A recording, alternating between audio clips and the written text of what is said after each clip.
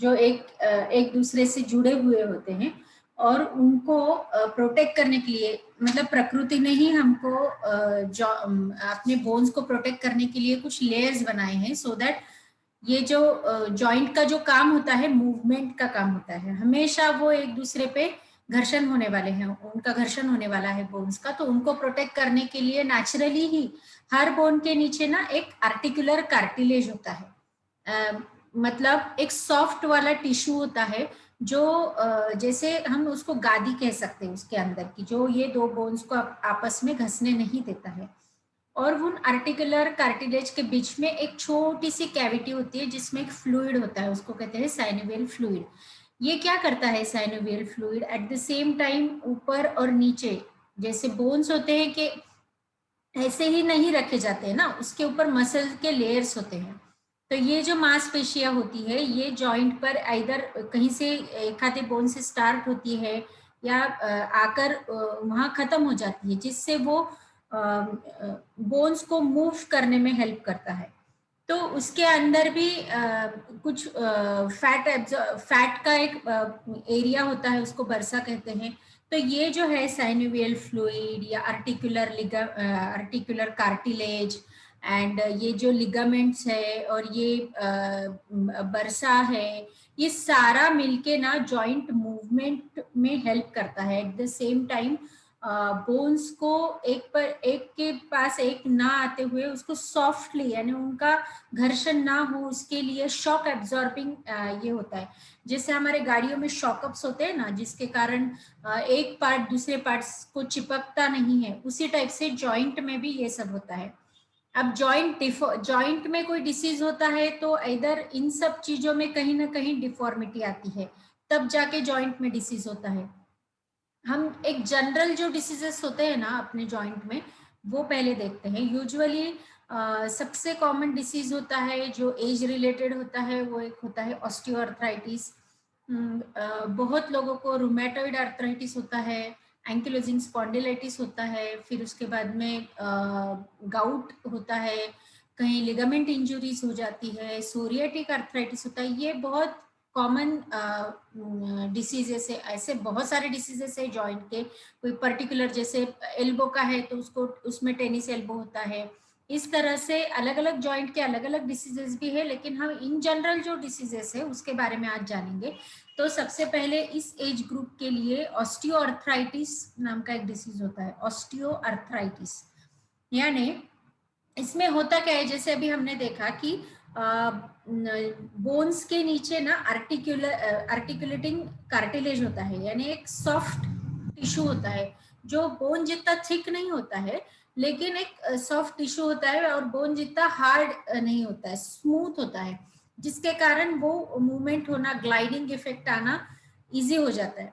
तो ये ऑस्टियोआर्थराइटिस में होता है कि ये जो आर्टिकुलेटिंग कार्टिलेज है, ये टर्न आउट हो जाते हैं, फट जाते हैं या टूट जाते हैं, यहाँ वहां से या अपनी जगह से निकल जाते हैं।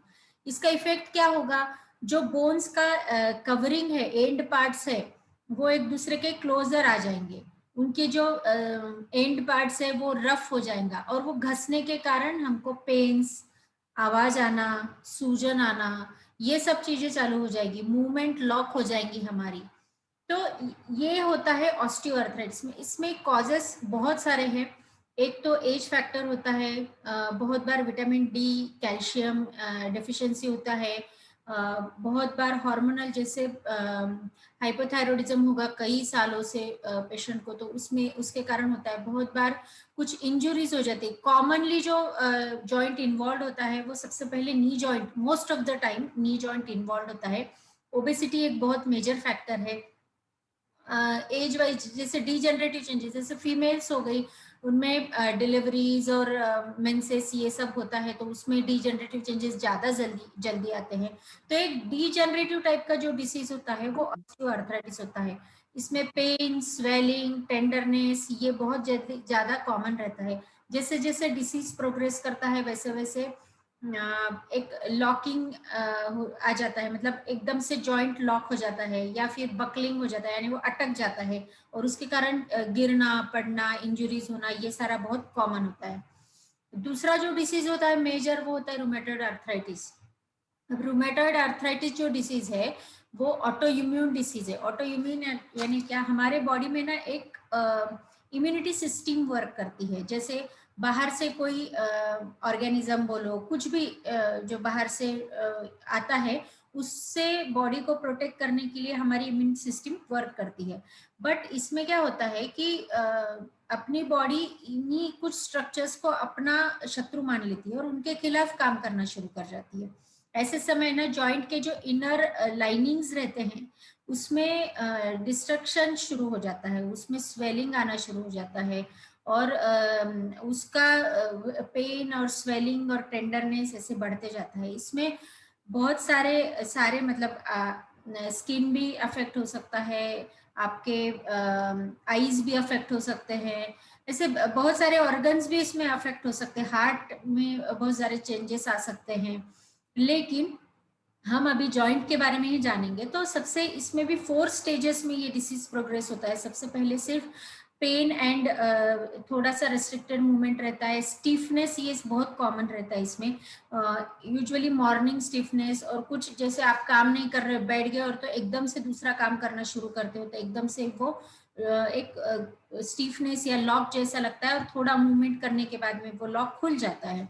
यूजुअली फिंगर के इसमें सबसे स्टार्टिंग देखने को मिलता है, या कोई एक स्पेसिफिक जॉइंट इसमें स्वोलन रहते हैं जॉइंट्स, और एक हॉट टेम्परेचर रहता है उनका, कभी कभी इसमें फीवर आता है, इसके साथ में लॉस ऑफ एपेटाइट रहता है, एक फटीग रहता है, और जैसे जैसे डिसीज बढ़ते जाते हैं वैसे वैसे डिफॉर्मिटीज वो जॉइंट में डिफॉर्मिटीज यानी उंगलियां जैसे टेढ़ी मेढ़ी हो जाती है, वो परमानेंटली टेढ़ी मेढ़ी हो जाती है, या कोई जॉइंट टेढ़ा हो गया तो परमानेंटली टेढ़ा हो जाता है।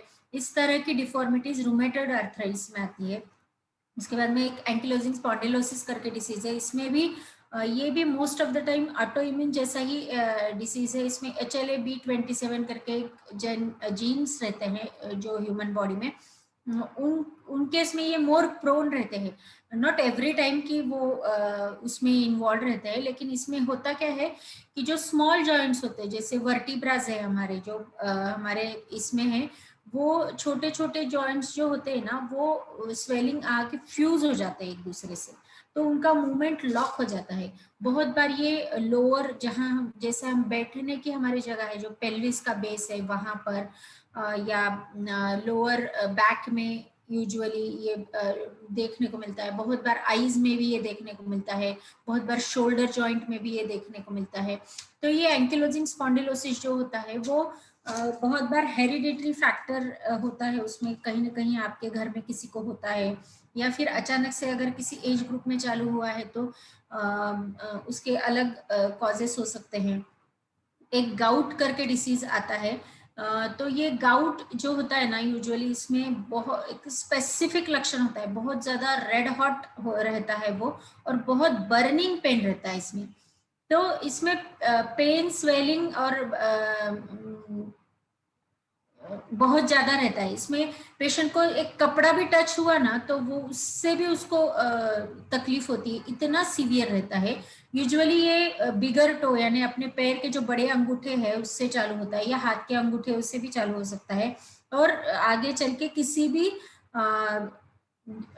अपने जॉइंट में हो सकता है। यूजुअली पैर के जॉइंट में ज्यादा अफेक्ट करता है।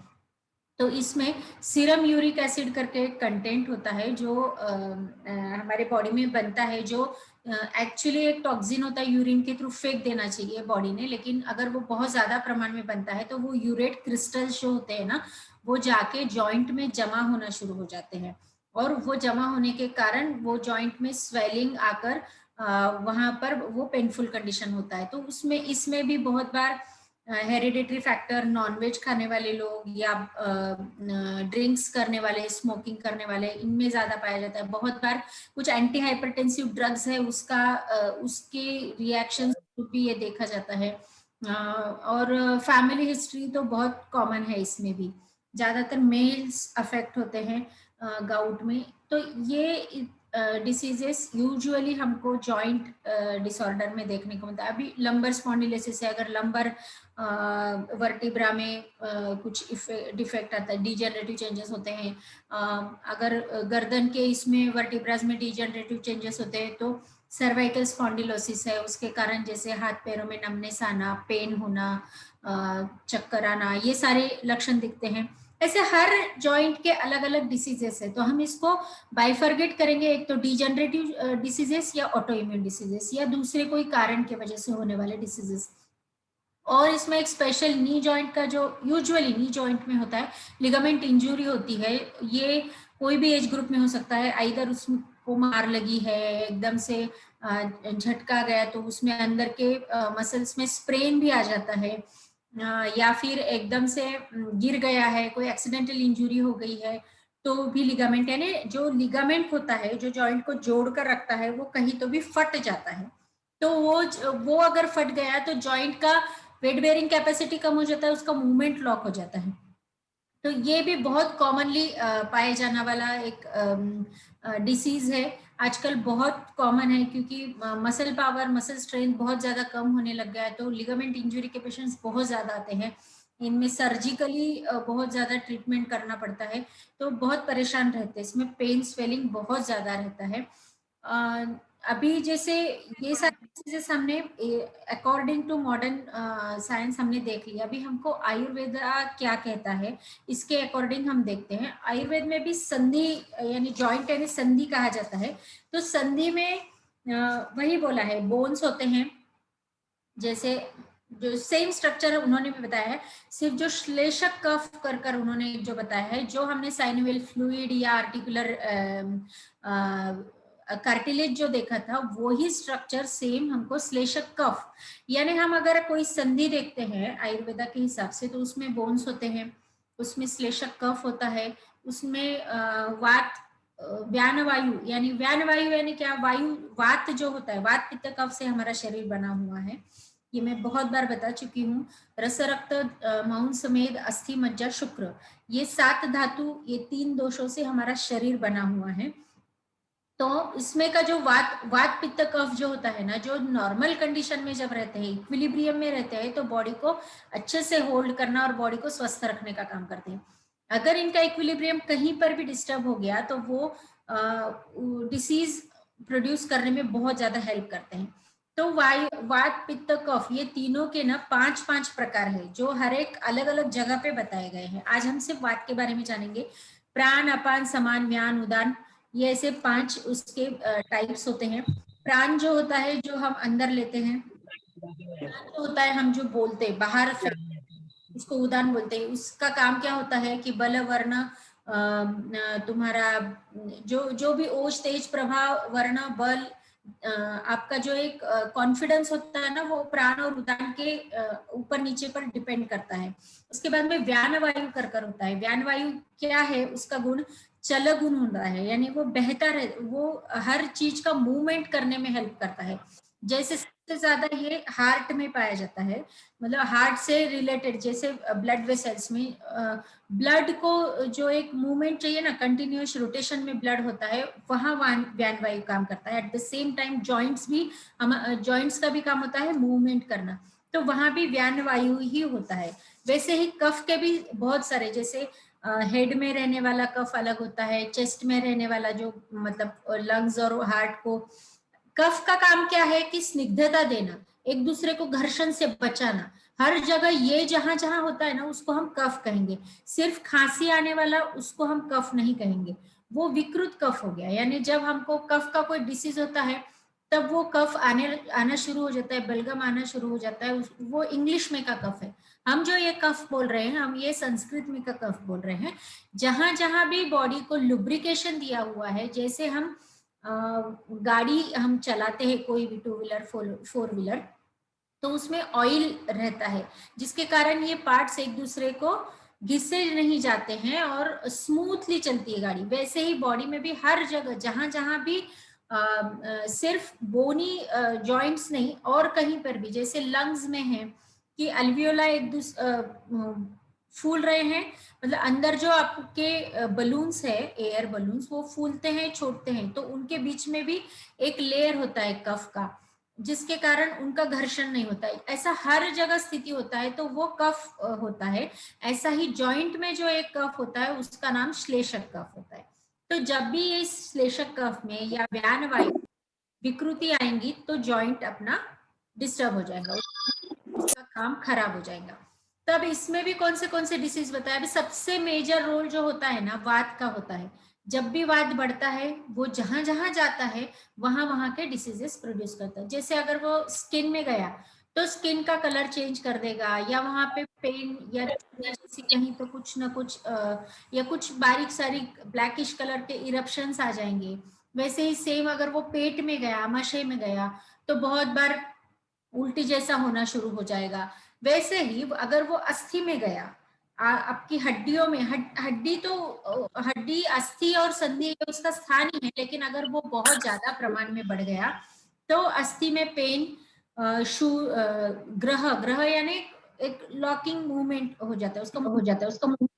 ये दो स्पेसिफिक लक्षण होते हैं जब वो मज्जा धातु में जाता है। मज्जा यानी बोन मैरो जो होता है उसमें, तो उसमें वो अस्थि सौशिर्य यानी उसमें आपके बोन की डेंसिटी कम करना शुरू कर देता है, एंड एक कंटिन्यूस टाइप का पेन होता है। रात भर भी पेशेंट को नींद नहीं आती है, इतना जॉइंट पेन होता है।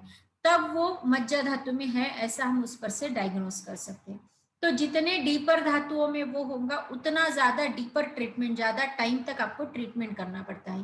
तो ये वात जो है, अभी हमने देखा अस्थि धातु में रहा तो संधिशूल यानी पेन या स्वेलिंग ऐसा बनाता है, और अगर वो मज्जा धातु में है तो वहां बोन का डेंसिटी कम हो जाता है, यानी बोन अपने जो होते हैं, जो एक हार्ड कंटेंट है अंदर का, जो उसका मैरो जो है वो एक छेद वाला कंटेंट है, तो वो छेद बढ़ जाते हैं, उसमें का एक वेट बेयरिंग कैपेसिटी कम होना शुरू हो जाता है, और उसके कारण कंटिन्यूस पेन रहता है।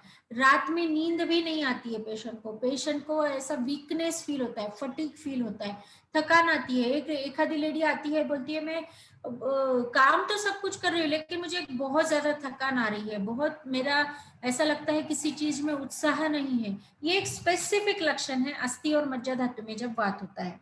अब संधियों में वात रहा तो क्या करता है? संधियों में वात रहा तो एक वातपूर्ण द्रुति स्पर्श यानी हवा से भरी हुई जो एक बैग होती है ना, वैसा एक स्पर्श शुरू हो जाता है। जैसे अगर किसी का नी जॉइंट पेन एकदम स्टार्टिंग में हो रहा होगा, अगर हमने ऊपर से हाथ लगाया तो ऐसा लगता है, दबा के देखा तो एकदम हवा भरे जैसे बलून जैसे वो फील होता है।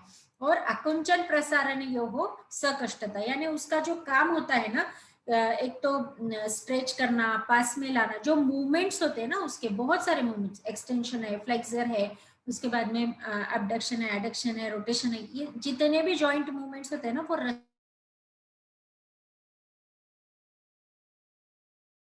इजीली आप नीचे से बैठ के उठ नहीं पाते हो, नी जॉइंट में पेन है, तो इस तरह से संधिवात होता है।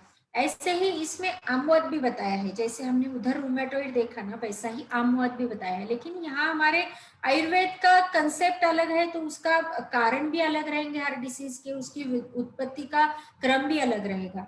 तो इसमें बेसिक क्या होता है, आमवात हो या फिर उपस्तंभित संधिवात यानी विदाउट डिजनरेशन जो संधिवात होता है ना, उसमें भी कारण क्या होता है, जब हमको भूख नहीं रहती है या फिर मतलब हमको बहुत अच्छा लगा है खाना, ऐसा करने से हम जब ओवर ईटिंग करना शुरू कर देते हैं, या फिर एकदम से जो हमारे प्रकृति का नहीं है या हमारे रीजन का नहीं है या हमारे ऋतु के अनुसार फूड नहीं है, वो हम फूड लेना शुरू कर देते हैं।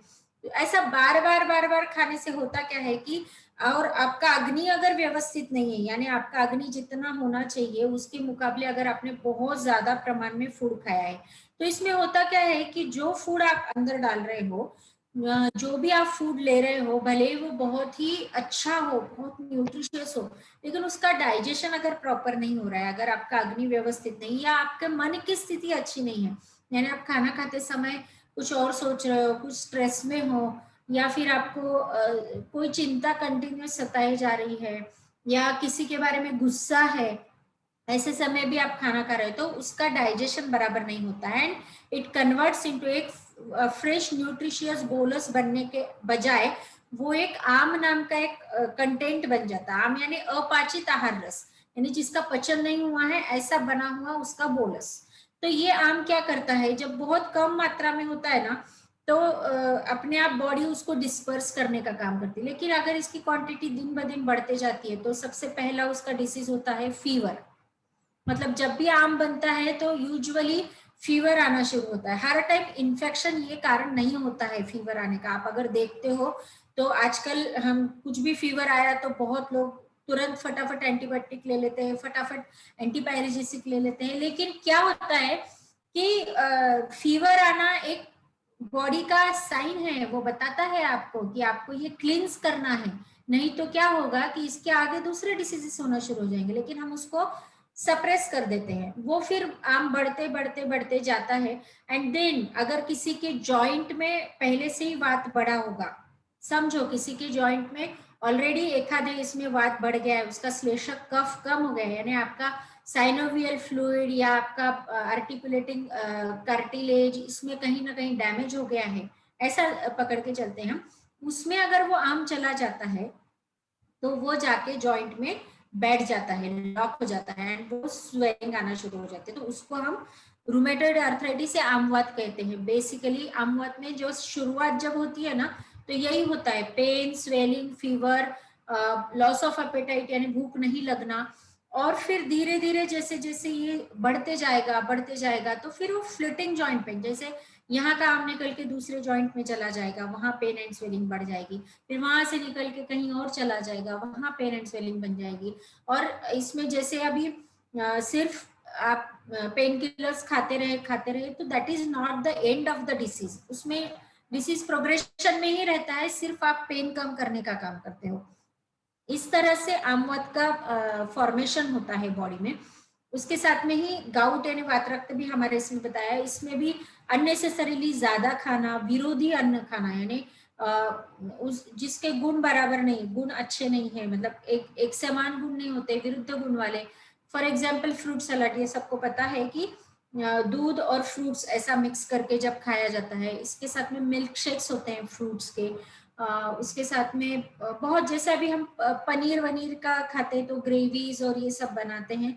और उसके साथ में मतलब जैसे अभी हम पाव भाजी खाते हैं तो उसके साथ में आइसक्रीम्स खाते हैं, ये भी एक टाइप का विरुद्ध अन्न है। हम चाइनीज खाते हैं उसके साथ में आइसक्रीम खाते हैं, ये एकदम तेज नमक वाला एकदम स्पाइसी फूड होता है। और उसके बाद में आप एकदम ही ठंडा चील्ड और एकदम मधुर रस वाला आप खाते हो, तो ये इसका विरुद्ध गुण जाके अंदर रिएक्शन शुरू कर देता है, टॉक्सिन्स प्रोड्यूस करना शुरू कर देता है, एंड उससे गाउट बनना शुरू हो जाता है, उससे वात रक्त बनना शुरू हो जाता है। इसमें वात और रक्त ये दो दोष होते हैं।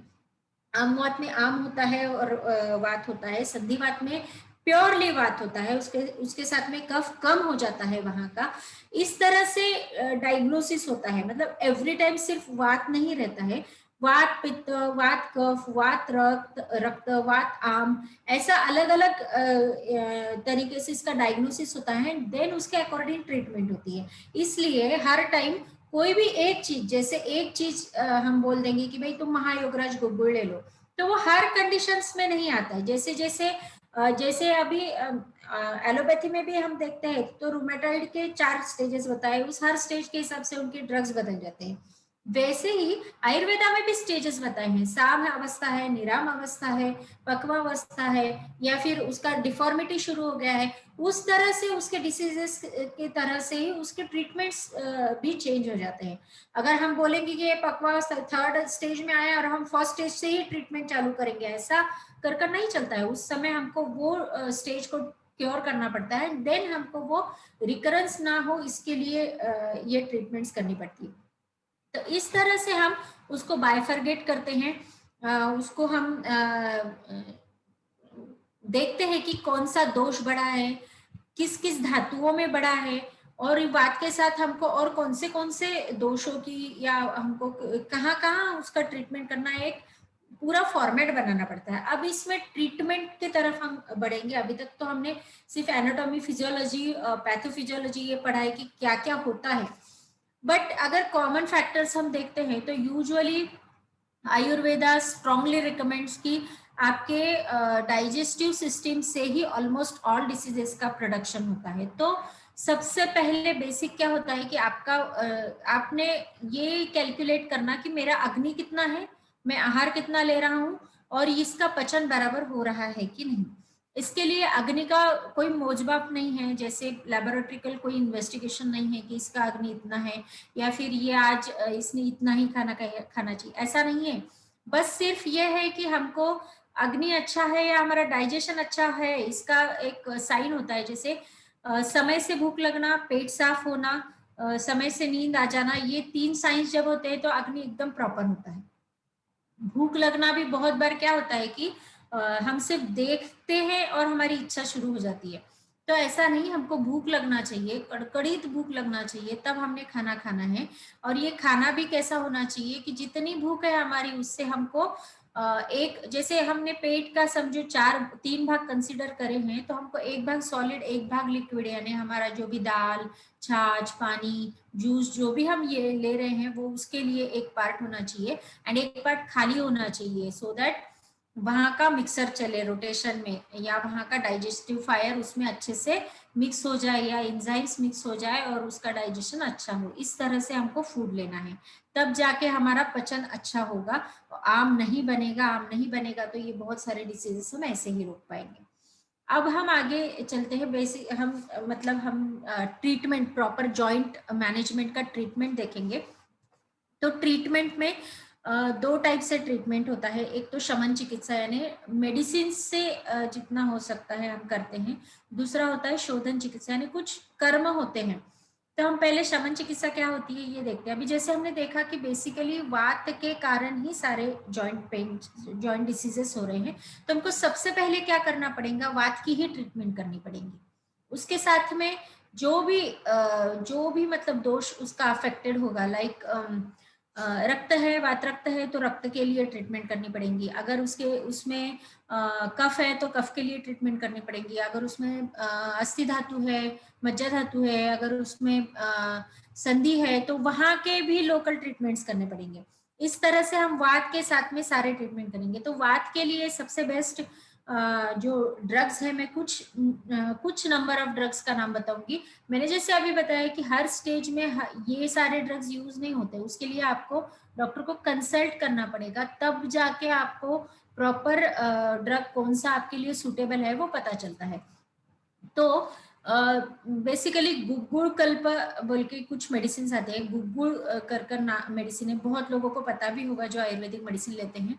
यूजुअली जॉइंट पेन्स में गुग्गुड़ दिया जाता है। गुग्गुड़ एक ट्री का गोंद होता है, लेकिन वो वात को एकदम अप्रोप्रिएट, वात का शत्रु है। मतलब जैसा वात रुक्ष होता है तो वो स्निग्ध होता है, वात शीत होता है, ठंडा होता है तो वो गर्म होता है।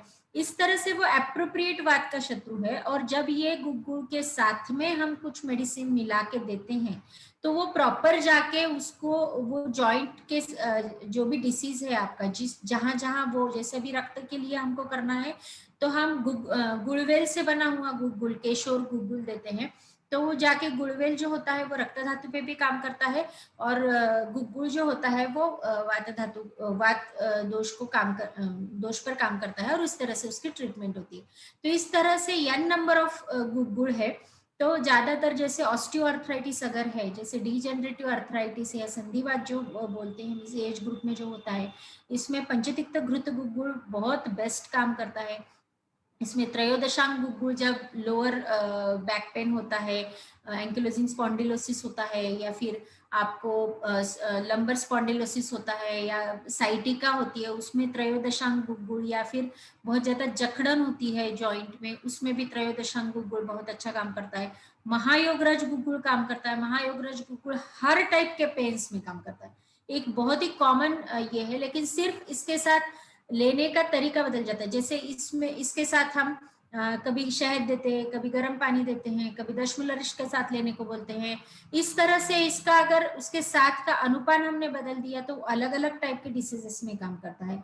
हर तरह का पेन, अगर आपको पेट का भी दर्द है और हम उसको महायोगराज गुड़गुड़ कुछ स्पेशल अनुपान के साथ में दे, तो उसमें भी वो एक हम इसको पेन किलर बोल के बोल सकते हैं।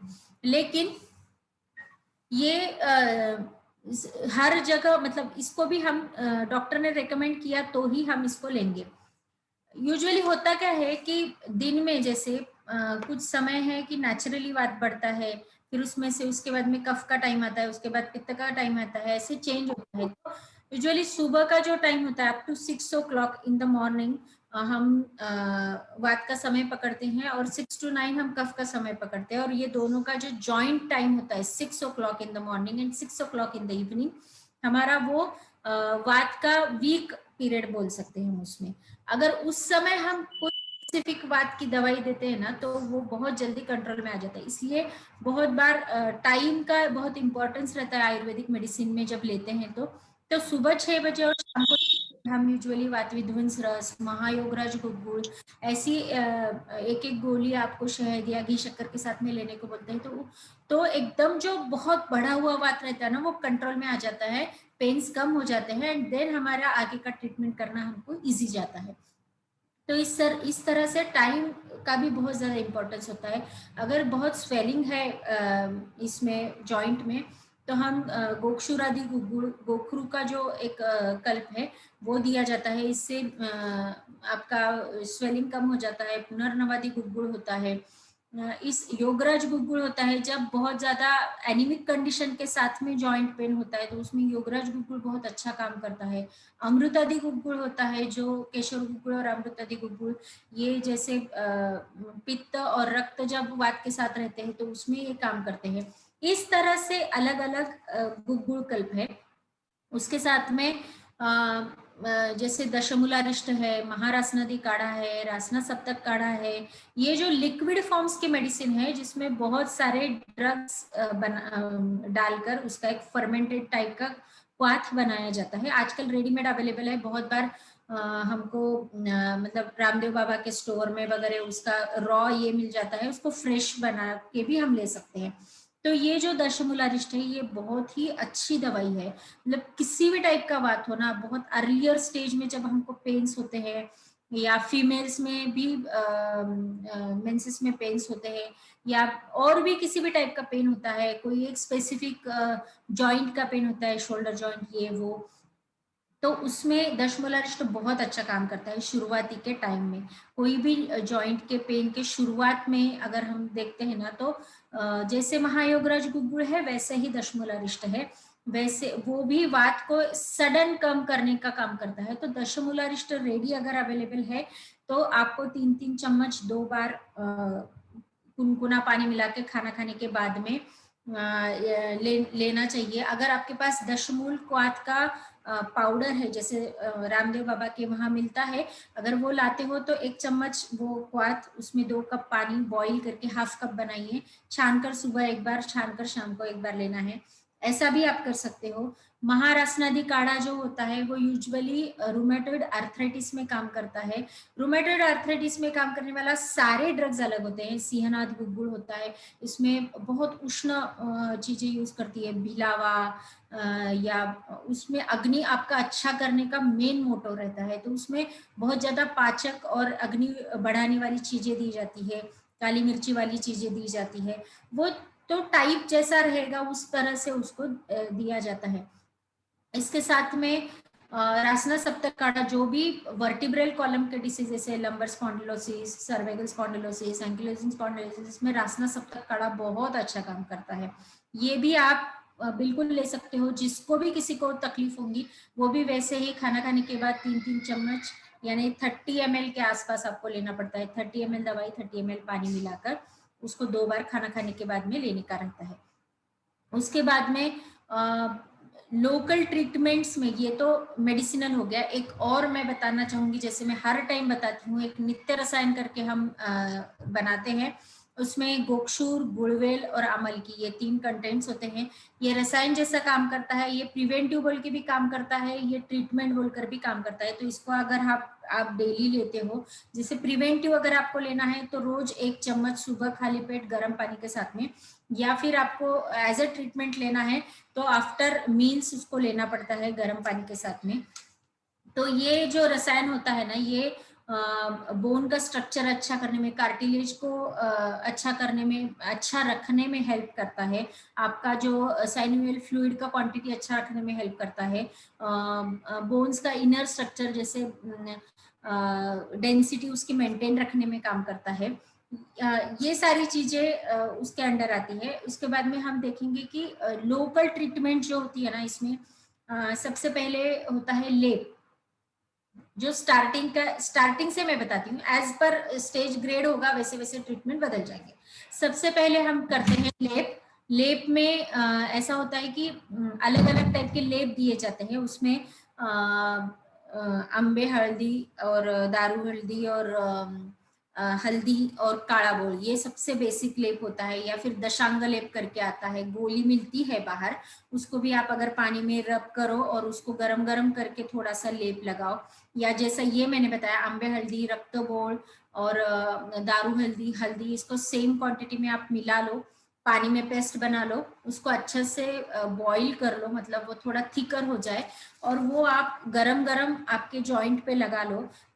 लगाते समय फेस पैक जैसा पतला नहीं लगाना है, थोड़ा थिक लेयर लगाना है। उसके ऊपर खाने का पान या फिर एरंडा पत्र लगा सकते हैं आप, या फिर रुई का झाड़ होता है, आक का झाड़ होता है अपने आसपास, तो वो वाला भी कोई भी एक, सो दैट वो ढक कर रहे, उसमें गरम बना रहे, और उसके ऊपर से कपड़े से बांध के आपको 1 से 1.5 घंटा 2 घंटा उसको रखना है। उसके बाद में आप उसको गर्म पानी से धो लीजिए। इस तरह से ये लेप दिन में 1 बार या 2 बार आप लगा सकते हो। बहुत लेप अवेलेबल होते हैं हमारे साइड में, कुछ बजरंग लेप करके भी एक लेप आता है जो इसी टाइप से लगाया जाता है। तो ये कोई भी जॉइंट पे जहाँ भी स्वेलिंग है, जहाँ भी पेन है, सिर्फ गाउट में छोड़कर हम ये कहीं पर भी लगा सकते हैं। तो इससे बहुत जल्दी अच्छा डीपर इफेक्ट जाके, जितना ज्यादा समय आप लगाते हो डीपर इफेक्ट जाके पेन स्वेलिंग बहुत अच्छे से कम हो जाता है। उसके बाद में स्नेहन स्वेदन, ये एक बहुत खास ट्रीटमेंट है आयुर्वेदा का। तो जैसे मसाज करते हैं हम, स्नेहन यानी मसाज होता है, तो ये जो मसाज करते हैं इसमें अलग अलग ऑयल्स यूज किए जाते हैं। ऑस्टियोआर्थराइटिस है यानी डीजेनरेटिव चेंजेस है, तो डीजेनरेटिव चेंजेस में यूजुअली नारायण तेल बहुत कॉमनली यूज किया जाता है, बला तेल आता है। बहुत कुछ आपको नहीं मिल रहा है ना, तो आप सीधा सीधा कोकोनट ऑयल या तिल्ली का तेल गरम करिए, उसमें हल्का सा सेंधा नमक मिलाइए और वो लगा के, बहुत रगड़ना नहीं है जॉइंट को, जब भी मसाज करो रगड़ना नहीं है, बस उसको सर्कुलर मोशन में आपको गोल गोल गोल गोल मसाज करना है। और जब तब तक मसाज करना है जब तक ऑयल एब्जॉर्ब नहीं हो जाता, उसे 7 से 10 मिनट का टाइम लगता है। इसमें क्या होता है, घर्षण से जो आपका हीट उत्पन्न होता है उससे वो अंदर चला जाता है, डीपर स्नेहन करता है। उसके बाद में स्वेदन जो आता है ना, उसमें अलग अलग टाइप्स होते हैं। तो ये जो स्नेहन हमने बताया ना, ये लोकली भी कर सकते हो आप, या फिर कोई आयुर्वेदिक इसमें जाके सर्वांग स्नेहन भी करा सकते हो। उसमें भी जैसे पूरे बॉडी का अगर वात कम हो गया एट ए टाइम तो आपको उससे फर्क पड़ता है, लेकिन एक बार कराने से वो होता नहीं, उसको थोड़ा रिपीटेड कराना पड़ता है। उसके बाद में जब भी रूमेटॉइड आर्थराइटिस है आपको, तो उसमें आपको ये तेल लगा के जमने वाला नहीं है, इससे और एग्रीवेट हो जाता है वो। तो उसमें हमको एक स्पेशल विषगर्भ तेल, महाविषगर्भ तेल बोलकर एक तेल आता है, वो तेल का हम मसाज कर सकते हैं। सिर्फ लेटर स्टेजेस यानी लास्ट, जैसे जॉइंट डिफॉर्मिटी वगैरह हो रही है या कुछ और पेन बहुत, मतलब बहुत दिनों से है, काफी सालों से है आपको, तो उसमें आप सेम ऑयल्स यूज कर सकते हो, क्योंकि उसमें भी अल्टीमेटली डिजेनरेटिव चेंजेस होना शुरू हो जाते हैं। तो स्वेदन हम देख रहे थे, रूमेटॉइड आर्थराइटिस में जो स्वेदन करना है वो ड्राई स्वेद चाहिए, यानी आप रेती गरम कर लो, एक कपड़े में बांध लो, उससे सेक कर लो, या फिर हीट पैड आते हैं आजकल, वो भी एक ड्राई सेक है, आप उससे सेक कर लो। जब भी जॉइंट में स्वेलिंग होगा, भले ही वो डीजेनरेटिव चेंजेस के कारण है, एज वाइज है, तो जब भी स्वेलिंग होगा तो उसको ड्राई सेक ही करना चाहिए। उसके बाद में जब स्वेलिंग नहीं है, सिर्फ पेन स्टिफनेस ये ज्यादा है, तो उसमें हमने स्टीम वाला सेक कर सकते हैं। उसको वाटर बैग, गरम हॉट बैग से सेक कर सकते हैं। ये सेक हम उसमें कर सकते हैं। कुछ आयुर्वेदिक सेक अलग अलग टाइप के होते हैं, अभी वो स्टीम के पेटी में बिठाते हैं हम, या फिर नाड़ी स्वेद करते हैं, पाइप से स्वेदन देते हैं, मेडिकेटेड ये रहता है पानी स्टीम के लिए, वो एक अलग टाइप का हो गया। उसके साथ पोटली स्वेद किया जाता है, उसमें बहुत सारे मेडिकेटेड पत्ते रहते हैं, जैसे निर्गुंडी हो गया, आक हो गया, नीम के पत्ते हो गए, जो आजू बाजू में एरंडा पत्र हो गया, उसको तेल में गरम सेका, बहुत भूंजा जाता है, उसमें नींबू वगैरह डाल के उसकी पोटली बनाई जाती है, और वो फिर गरम तेल में डुबा डुबा के उसका सेक किया जाता है। तो उससे क्या होता है, लोकल वहाँ का वात एकदम कम हो जाता है, और स्वेलिंग और स्टीफनेस बहुत जल्दी फर्क पड़ जाता है। ये इस तरह से एक सेक किया जाता है। उसके बाद में एक स्पेशल ट्रीटमेंट होता है, एक अग्निकर्म करके ट्रीटमेंट होता है, जैसे बहुत कॉमनली हम इसको टेनिस एल्बो है, या फिर आपका कैल्केनियस स्पर है, यानी नीचे का हिल पेन करता है बहुत लोगों का, और एक स्पेसिफिक जगह होता है वहां चुभने जैसा एक फीलिंग आता है, उसमें उस वहां पे स्पर्स बन जाते हैं, बोन्स को एक कांटे जैसा आना शुरू हो जाता है, तो उसमें ये अग्निकर्म ट्रीटमेंट किया जाता है। वैसा ही नी जॉइंट में भी किया जाता है अगर वहाँ कंडीशन है। तो इसमें होता क्या है कि एक शलाका होती है, इधर पंचधातु की शलाका होती है, यानी एक इंस्ट्रूमेंट होता है, या फिर गोल्ड का भी हम शलाका बनाते हैं, उसको रेड हॉट करते हैं, और वो बहुत स्पेसिफिक पॉइंट ढूंढना पड़ता है जहाँ पे वो पेन है, वहां पे हम उससे छोटा सा एक अग्निकर्म करते हैं, यानी छोटा सा एक चटका लगा देते हैं, तो जिससे वहां का वात एकदम से कम हो जाता है और पेन कम हो जाता है। तो टेनिस एल्बो और कैल्किनस पर में तो इसके बहुत अच्छे रिजल्ट्स हैं, अराउंड 90% पॉजिटिव रिजल्ट्स आते हैं, 1 या 2 सिटिंग में पूरी तरह से ठीक हो जाता है। इसके साथ में एक विद्या कर्म करके भी ट्रीटमेंट होता है, जिसमें एक निडल्स वो स्पेसिफिक जगह पे लगाई जाती है, बहुत ही बारीक निडल्स होती है 26 नंबर की, उसमें कोई आपको चुभने का पेन सेंसेशन कुछ भी नहीं होता है, जहाँ पेन होता है, और उसको बाहर से हम शलाका से उसको निडल को झटका दे देते हैं, तो ये विद्या कर्म होता है, इसमें वहां का वात निकल जाता है और बहुत जल्दी पेन रिलीफ हो जाता है। तो ये लोकल ट्रीटमेंट्स हो गए। इसके साथ में रक्तमोक्षण करके भी ट्रीटमेंट होता है, जॉइंट में अगर फ्लूइड बहुत ज्यादा बढ़ गया है, बहुत ज्यादा स्वेलिंग आ गया है, मतलब अगर हमने सोनोग्राफी वगैरह किया तो उसमें भी दिखता है फ्लूइड, तो ऐसे समय में अगर हम वहाँ लीच लगाते हैं, लीच करके एक कीड़ा होता है जो इम्प्योर ब्लड है या इम्प्योर फ्लूइड है वो सक कर लेता है, एट द सेम टाइम खुद के सलाइवा से बहुत सारे एंजाइम्स अंदर छोड़ता है, जिससे वो हीलिंग करना शुरू कर देता है। तो लीच लगाने से हमने देखा है, हमारे यहाँ डॉक्टर्स भी आए हैं एलोपैथी के, जिन्होंने खुद ने ये देखा है कि बिफोर एंड आफ्टर उन्होंने करवाया लीच के बाद में, तो वो जो फ्लूइड 6-7 था वो 0 हो गया। तो इस तरह से सिर्फ इसका एक प्रॉपर रिसर्च पेपर्स नहीं रहते हैं, प्रॉपर डाटा नहीं रहता है, इसलिए आपको उसको हमको बताना नहीं आता है, बट ये टाइम टेस्टेड ट्रीटमेंट्स है, और 5,000 साल पहले से अगर उन्होंने आने वाले डिसीजेस के बारे में बताया है, तो ये बहुत कॉन्फिडेंटली उन्होंने बताया है, मतलब 100% वर्कआउट करने वाला है। तो ये रक्तमोक्षण हम लीच से भी कर सकते हैं। जो गाउट होता है, वात रक्त होता है, उसमें लीच लगाने भर से ही पूरी तरह से जॉइंट पेन रिलीव्ड हो जाता है, एंड इवन बार बार होता भी नहीं है। अगर लीच से किसी को डर लगता है तो हम उसके पास के वेन से, सिरिंज से भी हम अगर कुछ 100 ml के आसपास ब्लड निकाल देते हैं, तो भी ये पेन, स्वेलिंग, बर्निंग ये सब बहुत जल्दी कम हो जाता है, और उसके बाद में रिपीटेड होता भी नहीं है। तो जो कई सालों से इसके लिए दवाइयां खा रहे हैं, उन लोगों की दवाइयां तक छूट गई है। तो गाउट में जो होता है ये लीच और रक्तमोक्षण, क्योंकि वहां रक्त धातु की दृष्टि है, वात रक्त होता है, रक्त धातु की दृष्टि से ही दूर होती है। इस तरह से सोच कर अगर हमने प्रॉपर ट्रीटमेंट लिया तो उसका इफेक्ट होता है। इसके बाद में इंटरनली और क्या कर सकते हैं, सबसे बहुत अच्छा ट्रीटमेंट जो होता है ना, बस्ती ट्रीटमेंट होता है। मतलब ये एक पंचकर्म का पार्ट है। मतलब आज मैं 13 साल हो गए मैं प्रैक्टिस कर रही हूँ, और उसके पहले भी मैंने 5 साल से जैसे एमडी किया, बीएमएस किया, उसके उसके दौरान भी ये सब देख रही हूँ कि कैसे बस्ती जाके काम करता है। पहले तो मैं खुद सोचती थी कि हाउ इज इट पॉसिबल, हम एनिमा देते हैं मोशन की जगह से, एनस से देते हैं, वो जाता है अंदर और वो बोन्स तक जाके कैसे काम करता है। बीइंग स्टूडेंट ऑल्सो मुझे भी ये बहुत जल्दी फेथ नहीं होता था, लेकिन मैंने देखा कि अराउंड 80% 90% जो जॉइंट पेन के पेशेंट होते हैं उसमें हमने सिर्फ 5 ही बस्तियां करी तो भी उनका पेन रिलीफ हो जाता है, उनके ओरल मेडिसिन बंद हो जाते हैं। जो बोन जिनका डेंसिटी कम हो जाता है, बोन्स का डीजेनरेटिव चेंजेस बहुत ज्यादा होते हैं, उनके इसमें हमने तिक्तक क्षीरबस्ती करके जो 1 महीने का कोर्स है वो हमने करवाया।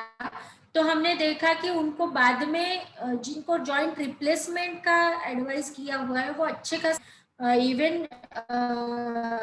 मतलब 4 साल 5 साल तक उनको उसकी तकलीफ ही नहीं है। ये सब चीजें हम देख रहे हैं, अनुभव कर रहे हैं, और इसलिए मैं इतने कॉन्फिडेंटली आपको बता रही हूँ कि इसमें होता क्या है कि सर्वांग स्नेहन स्वेदन यानी पूरे बॉडी का मसाज टीम करते हैं। जो बेसिक बस्ती का कोर्स होता है वो 8 दिन का होता है, उसमें 1 दिन काढ़े का, 1 दिन तेल का, 1 दिन काढ़े का, 1 दिन तेल का, ऐसे उसमें बस्तियां की जाती है। उससे हम वात का रेगुलेशन अच्छा करते हैं। इसमें क्यों दिया जाता है ये जो इनिमा का जो भी कंटेंट हम डाल रहे हैं अंदर, वो रेक्टम के थ्रू बड़ी जो आंत होती है वहां तक पहुंचता है, और बड़ी आंत जो होती है वो वात का बनने का स्थान है, यानी प्रोडक्शन साइट है उसका। अगर वहां अच्छा वात बना तो वो बाकी के वात को कंट्रोल करता है, रेगुलेट करता है, उनका पोषण करता है। तो अगर वहां का हमने ट्रीट किया तो बाकी के जितने वात है, जैसे अभी ये संधि का व्यान वायु है, उसको भी हम अच्छा कर सकते हैं। इस तरह से बस्ती हेड टू टो सभी डिसीजेस में काम करती है। तो ये कुछ अलग अलग टाइप का अलग अलग टाइप के डिसीजेस में अलग अलग टाइप के मेडिसिन यूज करके हम ये बस्ती देते हैं। इसमें सबसे ज्यादा रोल ऑयल बस्ती का होता है। ये जो ऑयल्स हम यूज करते हैं ये टोटली केरलियन ऑयल्स होते हैं, केरल से जो बन के आते हैं, प्योर होते हैं। इसमें जब भी हम ऑयल दिया जाता है उसके बाद में मोशंस नहीं होता है, उसको ऑयल अंदर रहना चाहिए। ऑयल जब अंदर रहता है तो उस वो बोन्स तक जाकर अपना काम करना शुरू कर देता है। और जो तिक्तक क्षीरबस्ती बताया मैंने, जो एक स्पेसिफिक ऑस्टियोआर्थराइटिस के लिए बहुत ही स्पेसिफिक ट्रीटमेंट है। अबव 40 इयर्स के जितने भी लेडीज होते हैं उनमें osteoarthritis according to hormonal changes जल्दी दिखते हैं।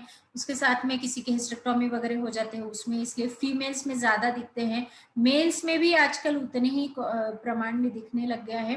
तो ये जो ऑस्टियोआर्थराइटिस, अगर आपने शुरुआत के टाइम में ही ये जो तिक्तक क्षीरबस्ती का कोर्स है अगर आपने महीना भर करा लिया तो आपका जो quality of bones, quality of joint है वो सुधर जाता है। एंड देखो जो डिजेनरेटिव चेंजेस हो गए हैं that can not be reversible, वो रिवर्सिबल तो नहीं होता है, लेकिन इन चीजों से जो आर्टिकुलर एजेस जो है वो स्मूथ होना शुरू हो जाती है, वहां का श्लेषक कफ बढ़ना शुरू हो जाता है, और उसमें आपका जॉइंट डिफॉर्मिटी जो होने वाला है आगे चल के, या डिसीज जो बढ़ने वाला है उसको रोका जाता है।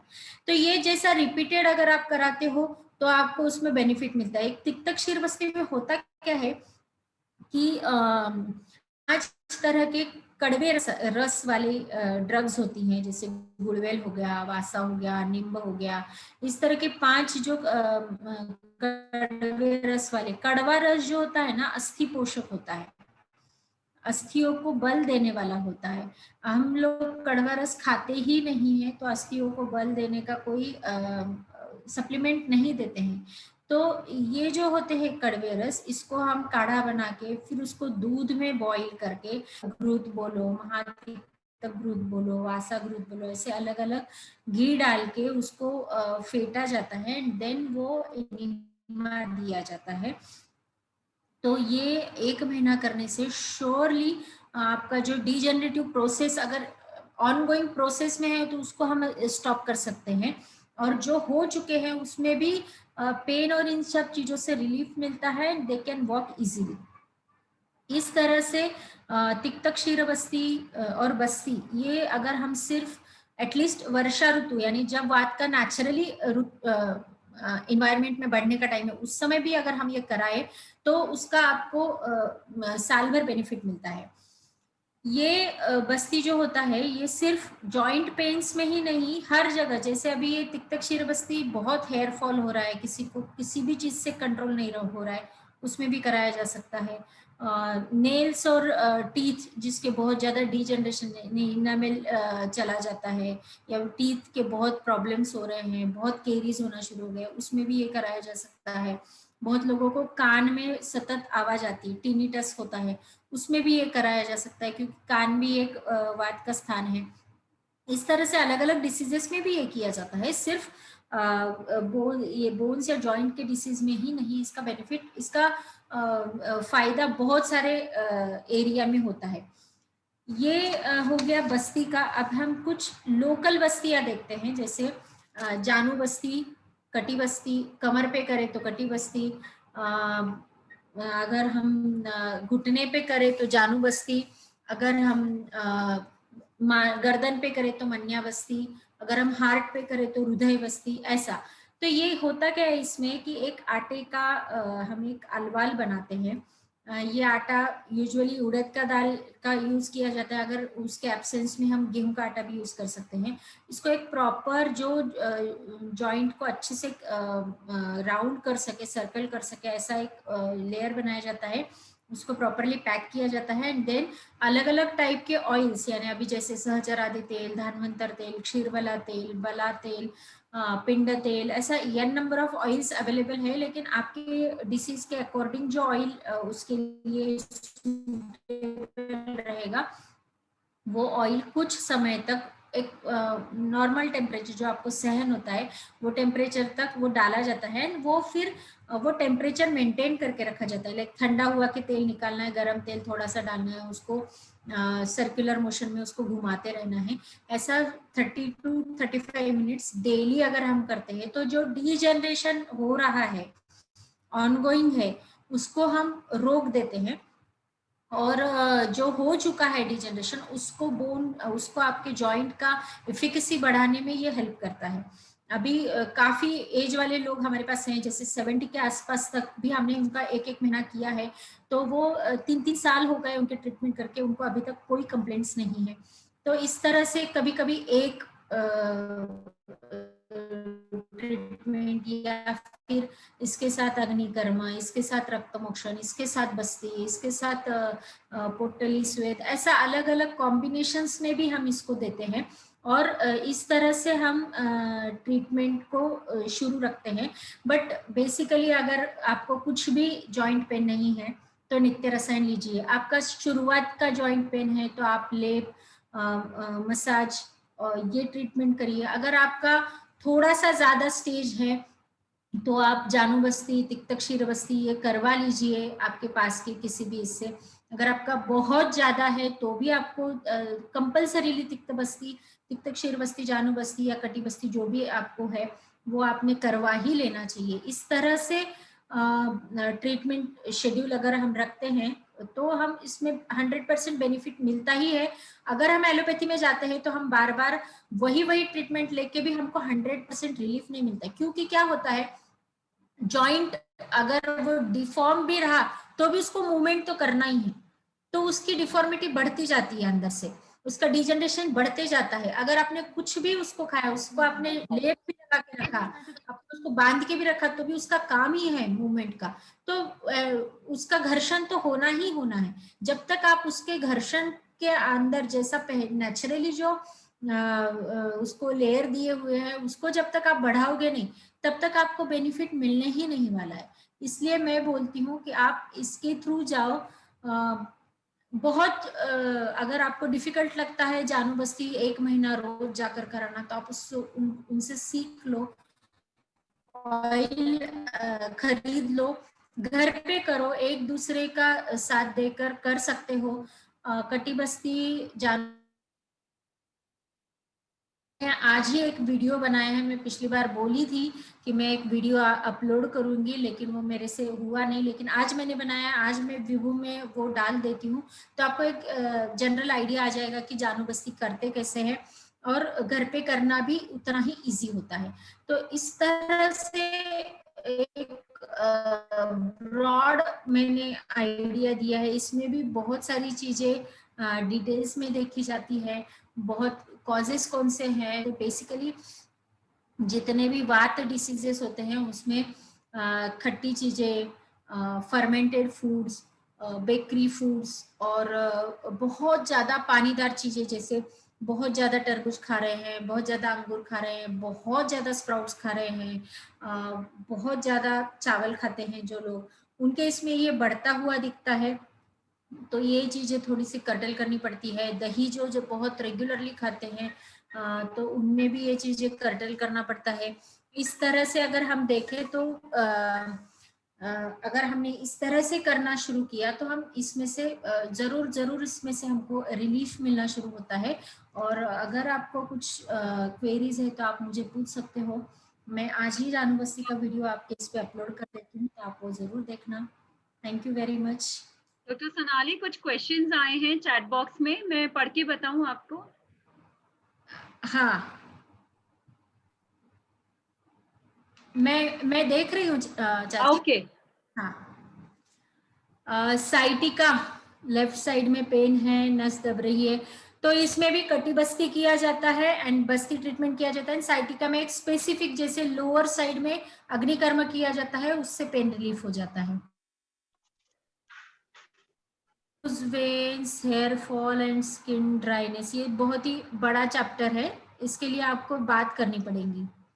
लोअर बैक पेन है तो लोअर बैक पेन में वही अभी मैंने कुछ चीजें बताई नहीं, जैसे फूड में भी आप तिल, खारीक, और ये जो चीजें है आहड़ियू करके एक बीज आते हैं, वो अगर आप दूध के साथ लेते हो ना तो लोअर बैक पेन में बहुत ज्यादा फायदा होता है उसका, तो वो आप ले सकते हैं। उसके बाद में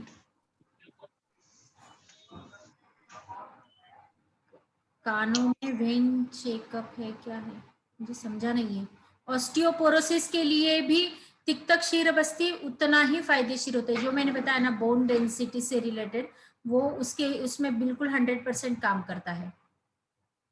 स्लिप डिस्क में कटी बस्ती बहुत अच्छा काम करता है। उसके साथ में कंप्लीट बेड रेस्ट, कुछ और diet changes and oil capsules आते हैं, लंबाटोन वगैरह, तो वो आप उसमें ले सकते हो।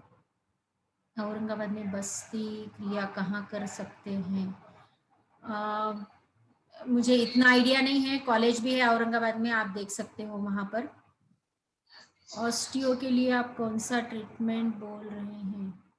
ऑस्टियो अर्थराइटिस, ये सारी ट्रीटमेंट ऑस्टियो अर्थराइटिस के लिए मैंने बताई है। पंचकर्म करना चाहिए क्या और कब करना चाहिए? अभी बोन्स के हिसाब से अगर पंचकर्म करना है तो मैंने जैसे बताया बस्ती ट्रीटमेंट करना चाहिए, और वो अगर आपको कुछ है नहीं तो एवरी ईयरली आप उसको वर्षा ऋतु में करवा सकते हैं, जुलाई टू सितंबर के टाइम में। एल्बो के नीचे हाथ के पंजे की तरफ से नस ब्रेक है, तो वो एल्बो जॉइंट के लिए आप अग्निकर्म करा सकते हो। कोराटी क्या रहता है मुझे नहीं मालूम। हाँ, नित्य रसायन हर कोई ले सकता है। दशमूलारिष्ट, राइट। क्या पूरे, हाँ, प्योर आयुर्वेदिक प्रैक्टिस करते हो? और भी कोई है? आई थिंक मैंने सबके आंसर दे दिए हैं। और कोई क्वेश्चंस है? मैम वांग के लिए, वांग एंड हेयर फॉल के लिए वो चैप्टर हम लोग अलग से लेंगे। अभी जॉइंट से रिलेटेड कोई अगर क्वेश्चन है तो जरूर पूछिए। नी पेन के हाँ, नी पेन के लिए मैंने वही बताया है कि अकॉर्डिंग टू आपका कैसा है पेन, उसके अकॉर्डिंग रहता है। पर यूजुअली आप महायोगराज गुगुल, लेप चिकित्सा, मसाज, स्टीम ये कर सकते हैं। Excuse me ma'am, thank you. हाँ बोलिए। मैम मुझे एल्बो, लेफ्ट हैंड के एल्बो पर उसके नीचे के हिस्से में एक मिनट, आवाज नहीं आ रही है आपकी। लेफ्ट हैंड में एल्बो के नीचे के हिस्से में हाँ, नसें हाँ। ब्रेक हो रही है। तो उसमें हाथ अगर सीधा भी करती हूँ तो बहुत पेन होता है, तो क्या करना चाहिए? उसमें अग्निकर्म ट्रीटमेंट करते हैं। आप नियर बाय कोई भी एक आयुर्वेदिक फिजिशियन से मिल लीजिए पहले, और हाँ। अकॉर्डिंग बहुत बार रक्त मोक्षण करने से भी पेन कम हो जाता है। या फिर उस जॉइंट को, जैसे मैंने अभी पोटली स्वेद बताया, हम वो पोटली स्वेद भी कर सकते हैं। Thank you. हाँ, हेलो मैडम, हाँ मुझे बोलिए। L4 L5 में गैप है, तो उसके लिए क्या करना चाहिए? L4 L5 में है तो आप त्रयोदशांग गुग्गुल ले सकते हैं। लोकल आप कटिबस्ती करवा सकते हैं, या फिर आपको जैसे लंबेटोन करके कैप्सूल, ऑयल कैप्सूल्स आती है, वो आप रेगुलरली ले सकते हो। इस तरह से इसको ट्रीट किया जा सकता है। Okay, thank you madam. आपने अभी थोड़ी देर पहले बताया मैडम, हाँ, एक मिनट। बिस्किट एक मिनट, आवाज नहीं आ रही, कौन बोल रहा है? मैं बोलूं? आप एक बोलिए, मिनट, कौन? मैं बोल रहा हूँ, गुरचरण ढिंगरा बोल रहा हूँ। मैं ये कह रहा था कि अभी थोड़ी देर पहले आपने बताया था कि फीवर वगैरह आता है तो दवाई नहीं लेना चाहिए एकदम। फीवर में ना, तो अभी अभी आज मैंने कोविड का इंजेक्शन लगवाया, हाँ हाँ तो उन्होंने बोला कि आपको फीवर आ सकता है, हाँ तो हाँ, मुझे कोई मेडिसिन लेना चाहिए कि नहीं लेना चाहिए? ये तो एक्सटर्नल कॉज हो गया, तो उनका जो प्रोटोकॉल है उसके अकॉर्डिंग आपको पैरासीटामोल आप ले सकते हो। अगर इंटरनली विदाउट एनी इन्फेक्शन जब फीवर आता है ना, तब उसके लिए लंघन पहले सबसे पहले करते हैं। वैसे तो ऊपर लंघन के से वाले आम का भी पाचन हो गया कि अपने आप फीवर रुक जाता है। नहीं, वैसे तो मेरे को कभी फीवर आता ही नहीं है, तो मैं बचा हुआ फीवर से। तो लेकिन ये अच्छी बात है, अभी भी नहीं आएगा आपको। नहीं आया तो अच्छी बात है। हाँ, चलो, थैंक यू। दीदी मेरा एक सवाल है। हाँ, यहाँ पे गले में यहाँ पे एक गठान आई हुई है, उसको हाथ लगाए तो वो हिलती है। मेरी हिलती बेटी है। है, 21 ईयर्स है। हाँ, नूतन दीदी, वो बात हम लोग जॉइंट पेन से रिलेटेड जो भी क्वेश्चन है कृपया करें हाँ, अभी। अच्छा, राइट। बॉडी पेन्स जो हो रहा है, तो उसमें आपने जो बताया कि नित्य रसायन लेना, तो एनी एज उसका कोई भी क्वांटिटी, एज में ले सकते हो, कोई भी एज में ले सकते क्वांटिटी। हो। सर्वांग, अगर पूरे बॉडी में पेन है तो दशमलरिष्ट बहुत अच्छा काम करता है, महायोगराज Okay. गुगुल भी बहुत अच्छा काम करता है। महायोगराज गूगल टैबलेट फॉर्म में लेना, टैबलेट फॉर्म में है तो आप 2 गोली 2 बार 8 दिन के लिए ले लीजिए, तो before food after food. After food. Okay, right, thank you. Ma'am ये आय हाँ, हेलो,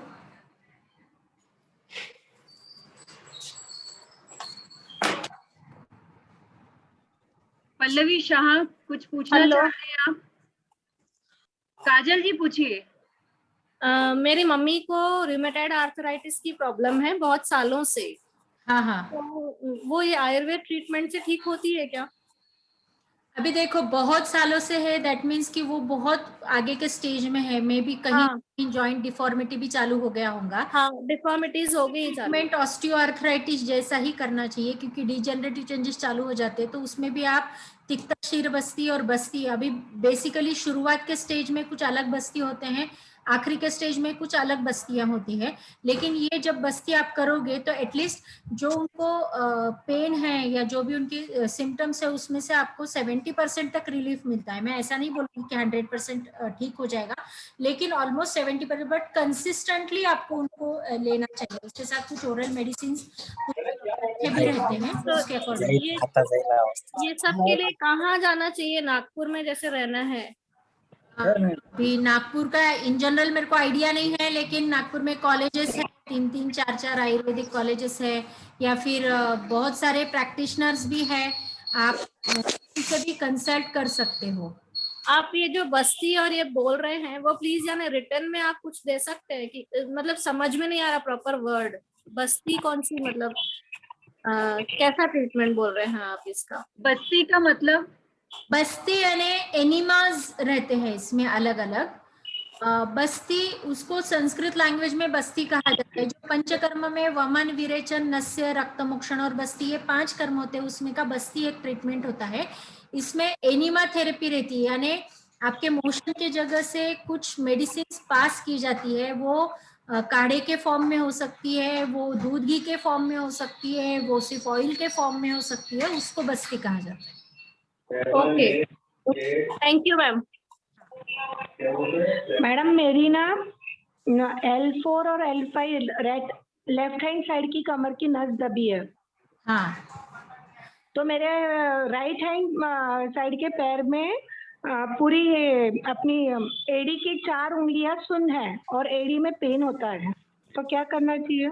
हाँ, इसमें ना इसमें कुछ स्पेशल अलग बस्ती तो करना ही है आपको। लोकल कटी बस्ती करना है। L4 L5 जहाँ कवर होता है ना, वहां पे कटी बस्ती करवाइए। और राइट पैर में नीचे के साइड में आपका जो जॉइंट होता है, एंकल जॉइंट, उसके ऊपर 4 अंगुल छोड़ के एक अग्निकर्म करते हैं। तो ये ट्रीटमेंट आप कराइए। और उसके साथ में लंबैटोन करके कैप्सूल्स आते हैं, ऑयल कैप्सूल्स, वो भी आप सकते हो सुबह शाम। अच्छा, लंबैटोन। हाँ, ओके मैम। अच्छा मेरी मैम, वो मेरा एक चारों क्वेश्चन उंगलियां है। पूरी सुन रहती है और हाँ, बहुत वो पेन होता है। ऊपर से कॉम्प्रेशन है ना, तो वो जहां जहां जाती है वहां वहां वो सुनपना, पेन, नमने होता है। एडी में भी पेन होता है उसकी वजह से। हाँ, thank you ma'am. Most welcome. हाँ मैम, मेरा क्वेश्चन है। हाँ, मुझे मेरा लेफ्ट थंब में ये थोड़ा लाइक ना स्टिफनेस आ गया है। हाँ, ये यहाँ पे नीचे के इधर बोन में पेन होता है। हाँ, और ऐसा इसको ऐसा जॉइंट को ऐसा करूं तो कभी कभी ये ऐसा अटक जाता है जैसे। हाँ, इसमें आप लेप करिए मैम। अम्बे हल्दी का और काला बोर करके आता है, उसका काला बोर। हाँ, दोनों सेम क्वांटिटी में मिला के उसको सीजा ऐसा बॉईल कर लीजिए और उसका लेप करके उसको रैप करके रखिए। ओके। 1 तक 8 दिन में वो ठीक हो जाएगा। अच्छा, 8 दिन करूं और कितना देर के लिए? 1 घंटा? 1 घंटा तो भी मिनिमम रखना पड़ेगा। अच्छा, और मैंने ये काढ़ा भी लेना चाहिए क्या? दशमूलारिष्टा ऐसा कुछ? उसमें दशमूलारिष्ट नहीं काम करेगा, आप महायोगराज गुगुल ले सकते हो। अच्छा, okay ma'am, thank you very much. Thank you. और बहुत अच्छा इन्फॉर्मेशन दिया आपने, बहुत बहुत थैंक्स आपको। Thank you. हेलो। हाँ, बोलिए। एक्सक्यूज मी मैम, जहाँ पायस पहनती हूँ ना वहाँ दर्द होता है। और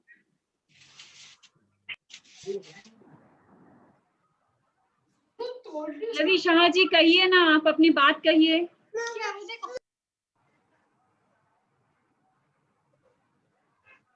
आवाज नहीं आ रही, आप म्यूट हैं। हाँ, आयुर्वेदिक दवाई ली है लेकिन वो प्रॉब्लम सॉल्व नहीं होता। कौन सा? कानों की वेन यहाँ से दबी हुई। वो इसमें इसके अंडर नहीं आएगा, उसके रिपोर्ट्स वगैरह पूरे देखने पड़ेंगे और आपको नाड़ी परीक्षा भी करनी पड़ती है कि एग्जैक्टली क्या प्रॉब्लम है। अच्छा, नहीं, आयुर्वेदिक ट्रीटमेंट बहुत बार ली है, वो कानों में तेल डाल के ये सब ऐसा ली है, पूर्ण किया है, तो भी वो हो नहीं रहा। आप रिपोर्ट शेयर लेकिन वो ना करिए। नहीं, एडोग्राफी भी की लेकिन कोई फायदा नहीं, यंत्र भी बिठा नहीं सकते क्योंकि वेन्स ही चोकअप है। तो इसके लिए कुछ है क्या आयुर्वेदिक में? और नस से ट्रीटमेंट करिए, आप नाक में तेल डालिए। नाक में भी डाल दिए, बिलवा सब तेल हो गए हैं। अभी आप मेरे को एक बार रिपोर्ट्स भेजिए, मैं एक बार देख लेती हूँ, उसके अकॉर्डिंग देखेंगे हम क्या कर सकते हैं। ओके, ठीक है। आपका ये व्हाट्सएप नंबर है क्या? हाँ, दे देंगे आपको, ग्रुप में शेयर करेंगे। यहाँ पर भी शेयर किया है, जूम में भी, आप लोग नोट कर लीजिए सभी। Okay, thank you ma'am. कई लोग का क्वेश्चन है कि साइटिका क्योर हो सकता है क्या आयुर्वेद से? हाँ, अर्लियर स्टेज में क्योर हो सकता है, बहुत ही प्रोग्रेशन में होगा तो उसको धीरे धीरे जैसे रिपीटेड ट्रीटमेंट के साथ ठीक होता है। बहुत बार अगर स्टार्टिंग का स्टेज है तो उसमें अग्निकर्म से ही ट्रीटमेंट मतलब ठीक हो जाता है। उसमें एक स्पेशल हम दवाई लेने को बोलते हैं, जो पारिजात के पत्ते रहते हैं, हर सिंगार करके जो अपना लाल डंडी वाला फूल रहता है, उसके 8 पत्तों का रस 21 दिन तक सुबह खाली पेट लेना चाहिए, उससे भी साइटिका में बहुत अच्छा रिजल्ट मिलता है। L4 L5 का ऑपरेशन हुआ है वाइफ का। कौन सा? हेलो, हाँ L4 L5 का ऑपरेशन हुआ है वाइफ का, स्पाइन का। हाँ हाँ हेलो, हाँ हाँ बोलिए तो ना। उसके बाद भी अभी पाँव में अभी भी जकड़ापन रहता है, वो पाँव में लगता है अभी भी टिंगलिंग, जैसे कोई कंकड़ चुभ रहे हो, पाँव एकदम भारी भारी सा लगता है, सुनापन रहता है अंगुलियों में। अच्छा, तो आप उनका कटिबस्ती करवाइए ना। अच्छा, एक तो ये तो शलाकी तो ले रही है, ये शलाकी सिर्फ मसल पेन में काम करता है, वही बोली हूँ मैं कि हर जगह ये अच्छा। काम नहीं किया करता है अलग अलग, तो शल्यकी सिर्फ मसल पेन में काम करता है, तो इसलिए ड्रग्स बदल जाते हैं। और अगर आप ये करते हो, कटिबस्ती करते हो, तो इससे आपको बहुत रिलीफ होता है, मिलता है। कटिबस्ती कैसे करना है जरा बताएंगे थोड़ा? ये ऐसा नहीं बताया जा सकता है, मैं एक वीडियो शेयर कर रही हूँ, तो आप वो देखिए, जानू बस्ती का है, लेकिन वो फिर कमर पे भी आप उसी तरह से कर सकते हो। आपका नंबर हो तो फिर मैं आपसे डायरेक्ट हाँ, कांटेक्ट कर शेयर सकता किया हूं। हुआ है, आप उस पे देख सकते हो। Excuse me ma'am. हाँ बोलिए। मैम मेरी एज जैसे 35 इयर्स है, तो अर्ली एज में थोड़ा अर्थराइटिस का प्रॉब्लम आया है मुझे, तो नी पेन वगैरह मुझे बहुत रहता है, जिससे स्वेलिंग भी है नी में। अच्छा, तो उसके लिए महायोगराज जो आपने बताया वो ले सकते हैं क्या? हाँ, महायोगराज गुगुल और दशमूलारिष्ट दोनों भी चालू करिए आप। तो कब लूँ वो? आफ्टर मील? आफ्टर मील लीजिए, 15 दिन तक सुबह शाम लेना है। खट्टी चीजें बंद करिए, फर्मेंटेड फूड, ठंडा बासी खाना, केला, चीकू, ये सब बंद करिए। अच्छा, और बस ये 2 टैबलेट सुबह शाम? हाँ, 2 टैबलेट सुबह आफ्टर मील और 2 शाम को? हाँ, 2 शाम को। और इसके लिए कोई सेक वगैरह मैम, कोई ऑयल ऐसा? सेक नहीं, आप लेप करिए, जो मैंने बताया अम्बा हल्दी और काला बोल का, वो ज्यादा फायदा करेगा आपको। अगर अम्बा हल्दी और है तो महानारायण तेल भी लगा सकते हैं आप, और उसके बाद में सेक कर सकते हैं हॉट बैग से। अच्छा, ओके, थैंक यू। हाँ, Excuse me, ma'am. Hello 94233। Hello hello, हाँ, हेलो मैम। जॉइंट पेन होता है। हेलो मैम, हाँ बोलिए। मेरे ना पायल यहाँ पहनती हूँ, वहाँ पर स्वेलिंग और दर्द होता है। सुनाई नहीं दे रहा है। हेलो, मैं जहाँ पायल पहनती हूँ ना, वहाँ स्वेलिंग और दर्द होता है 1 साल से।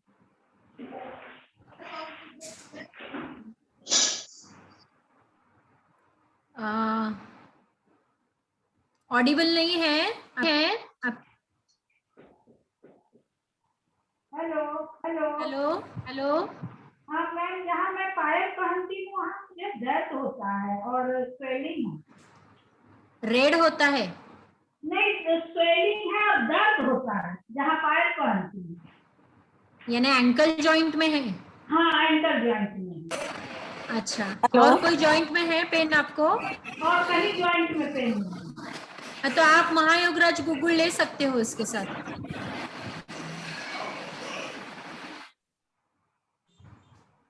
हेलो मैम, मेरे राइट हिप में पेन है।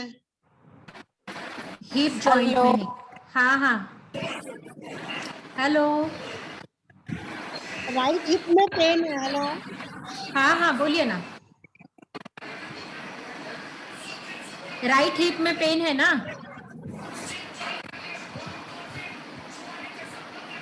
हर्ष के यहाँ से बोल रहे हैं, हर्ष पापेचा। हेलो, हाँ हाँ मैं बोल रही हूँ। हाँ, पूरी बात करिए ना। हाँ, मेरे पैरों में वेरिकोस का प्रॉब्लम है और मेरे घुटने भी बहुत दुखते हैं। जब मैं नींद में से उठती हूँ, चलने के लिए उठती हूँ, तो थोड़ा जल्दी चल नहीं पाती हूँ। आप घुटने को ऑयल से मसाज करिए, और वेरिकोस वेन्स के लिए भी उल्टे डायरेक्शन में मसाज करके उसको दीवार को लगा कर रखना है, और उसके कुछ एक्सरसाइजेस होते हैं वो आप सीख लीजिए। और स्टॉकिंग्स भी पहनना चाहिए वेरिकोस वेन्स के लिए। स्टॉकिंग्स पर वो बहुत टाइट लगता है, तो होता नहीं है मेरे से। नहीं, वो तो कोई ऑप्शन नहीं, आपको दवाई बोल के पहनना ही पड़ेगा कि उससे सपोर्ट रहता है, वेन स्ट्रेट रहने में हेल्प होता है। मैम राइट हिप में पेन है, उसके लिए बताइए। हाँ, मेरे राइट हिप में पेन है। राइट हिप में पेन है? हाँ जी। कब से है, क्या एज है आपका? एज 55 है, अभी शुरू हुआ है, 1 महीना हुआ।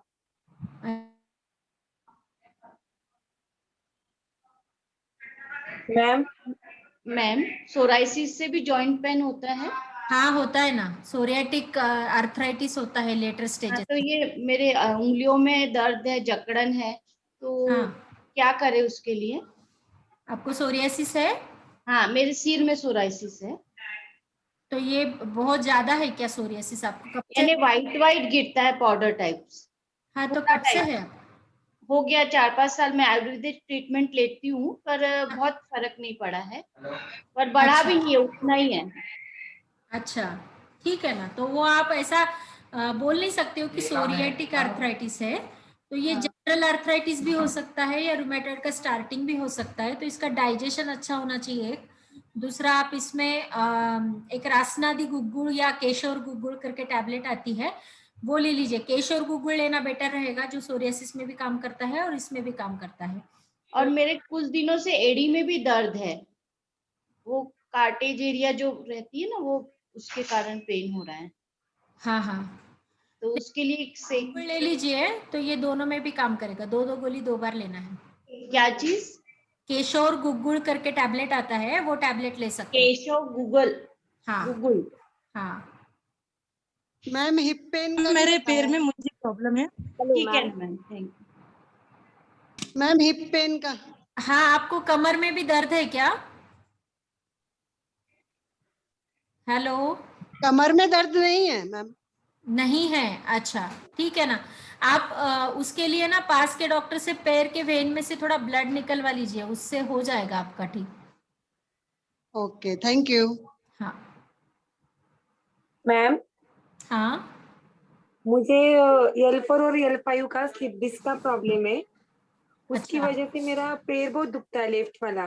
दोनों भी दुखते, लेकिन कंपैरेटिवली लेफ्ट वाला बहुत ज्यादा दुखता है। हाँ, जब भी स्लिप डिस्क होता है या मेरी एज बहुत कम है, मतलब 36 इयर्स की हूँ मैं अभी, और मुझे 5 साल से ये प्रॉब्लम है, पेन बहुत होता है। हाँ, तो आपको एक तो हार्ड बेड पे सोना चाहिए, दूसरा वहाँ कटी बस्ती करवा लीजिए, और जब भी आपको ऐसा मतलब एक्सर्शन होने वाला है, उसके बाद में आपको मतलब रेस्ट करना जरूरी होता है। और उसमें आप रासना सप्तक काढ़ा बोल के एक मेडिसिन होता है, वो 3-3 चम्मच 2 बार ले लीजिए, तो उससे फर्क पड़ता है। लम्बेटोन कैप्सूल्स भी लेना है, सुबह 6 बजे एक, शाम को 6 बजे एक, गर्म पानी के साथ में, तो उससे आपको बहुत फर्क पड़ता है। और थोड़ा सा बेसिक एक्सरसाइज सीख लीजिए उसके हिसाब से। वो एक्सरसाइज रेगुलरली सेट में करना जरूरी होता है, जैसे हल्का सा भुजंगासन, शलभासन, स्लो मोशन में धीरे धीरे उसका होल्डिंग कैपेसिटी बढ़ाते हुए, तो उससे आप इसमें मेंटेन कर सकते हो। एक्सरसाइज करती हूँ, लेकिन अभी ये 8-10 दिन में बहुत ज्यादा पेन हो रहा है। तो आप ये ले लीजिए, उसकी वजह से लगे तो महायोगराज गुग्गुड़ ले लीजिए, 2 गोली 2 बार। पेन एक बार कम हो गया कि फिर उसके साथ ही रासना सप्तक काढ़ा भी चालू करिए, और पेन कम होने के बाद में फिर लम्बेटोन कैप्सूल चालू करिए। Hello ma'am. हाँ okay, thank you ma'am.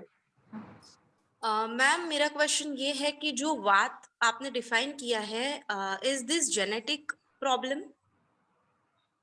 Genetic जब होता है ना, तब ये जल्दी आ जाता है आपके इसमें। और मतलब वात का जेनेटिक नहीं बोल सकते हम, लेकिन कुछ कुछ डिसीजेस जेनेटिक होते हैं। हर टाइम ऐसा नहीं है कि भाई पेरेंट्स में होगा तो आपको भी होगा, लेकिन जब आपके लाइफस्टाइल में भी कुछ चेंजेस आना शुरू होता है और वो वात बढ़ने के लिए कारणीभूत होता है, तब जाके आपके इसमें वो दिखता है। नहीं मैम, एक्चुअली मेरी मम्मा को वात का प्रॉब्लम है और मैं देखती हूँ कि जब भी मैं एसी में सोती हूँ तो मुझे अपने लेग्स को कवर करना ही होता है। अगर मैं अपने लेग्स को कवर नहीं करती हूँ तो उसमें हल्का सा पेन इस टाइप होता है। तो इस दिन मतलब इसका कोई रिलेशन है क्या वात के साथ? तो मैंने क्या करना चाहिए अगर मुझे उसको अवॉइड करना है? बहुत जनों को ठंडी चीजों से वात बढ़ता ही है, तो बहुत लोगों को ये प्रॉब्लम आती है। तो कुछ करना नहीं है उसको, अगर आपको रैप मतलब कवर करने से ही आपको रिलीफ मिलता है तो ठीक है। और आप सिर्फ एक काली मिर्ची रोज ले सकते हैं दूध के साथ या चाय के साथ या गर्म पानी के साथ रात को सोते समय, उससे भी आपको इसमें फर्क पड़ जाएगा। लेकिन अगर इसके साथ जॉइंट पेन शुरू हो गया है तो लेना जरूरी है। आप नित्य रसायन भी ले सकते हो अभी भी। वही तो मैम, नित्य रसायन जो है वो कोई भी आयुर्वेदिक शॉप पे मिल जाएगा? नहीं नहीं, नित्य रसायन ये हमने बनाया है, हमारा नाम है इसका। ये अच्छा। रसायन कंटेंट वाला है, इसमें गोक्षुर, गुड़वेल और आमल की ये 3 कंटेंट होते हैं। अगर चाहते हो तो आप बाहर से भी ला सकते हो और हमारे पास भी अवेलेबल रहता है। ठीक है ठीक है, thank you so much ma'am, thank you. Hello ma'am.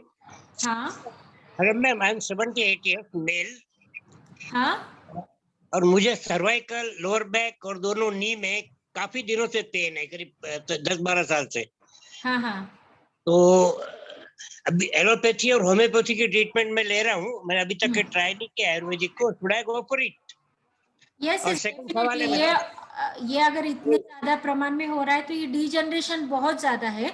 इसमें आप तिक्तक क्षीरबस्ती 100% करवाइए, आपको बहुत अच्छा रिजल्ट मिलेगा। दूसरा मैडम, मैं हफ्ते में 3 बार सादे पानी का एनिमा लेता हूँ, उसमें कोई नुकसान तो नहीं है? हफ्ते में 3 बार लेने के बजाय 1 ही बार लीजिए सादे पानी का। हाँ, या फिर आप उसमें सादे पानी में थोड़ा सा तिल्ली का तेल डाल दीजिए गरम करके। अच्छा। आपको ये जॉइंट पेन में भी थोड़ा बहुत रिलीफ मिल जाएगा। मैडम, ये दवाइयाँ अपना साइमल्टेनियसली ले सकते हैं, आयुर्वेदिक और एलोपैथी? हाँ ले सकते हैं। अगर आप एलोपैथी ले रहे हो तो सिर्फ आयुर्वेदिक ट्रीटमेंट करवा लो बस्ती का, इससे भी आपको रिलीफ मिल जाता है। और मुझे मैडम आपसे ट्रीटमेंट लेना है, आपका एड्रेस और ये फोन नंबर दीजिए। मैं जालना में हूँ। ओ सॉरी। हाँ। आप एडवाइस करेंगे कोई नागपुर का? नागपुर में ऐसे मेरा पर्सनल कोई किसी से कांटेक्ट नहीं है। Okay ma'am, no problem. College भी है, आप थोड़ा सर्च करिए, मिल जाएगा कोई। Thank you. Hello ma'am. Hello hello. हाँ बोलिए। मुझे भी थोड़ा वात का है, तो ये उंगलियों की ये जैसे गठाने पूरी दर्द देती रहती है और घुटने के नीचे सूजन रहती है हरदम। हाँ। उठने बैठने में तकलीफ होती है। एज 63। और कब से चालू हुआ ये? मेरे को एक 5-6 साल से ज्यादा है, 7 साल से। अच्छा, तो आप इसमें पंचतिक्त घृत गुग्गुल ले सकते हो। पंचतिक्त घृत गुग्गुल करके एक मेडिसिन आता है। हाँ हाँ। वो आप 2-2 गोली 1 महीना तक ले लीजिए, सबको रिलीफ हो जाएगा। पंच तिक्त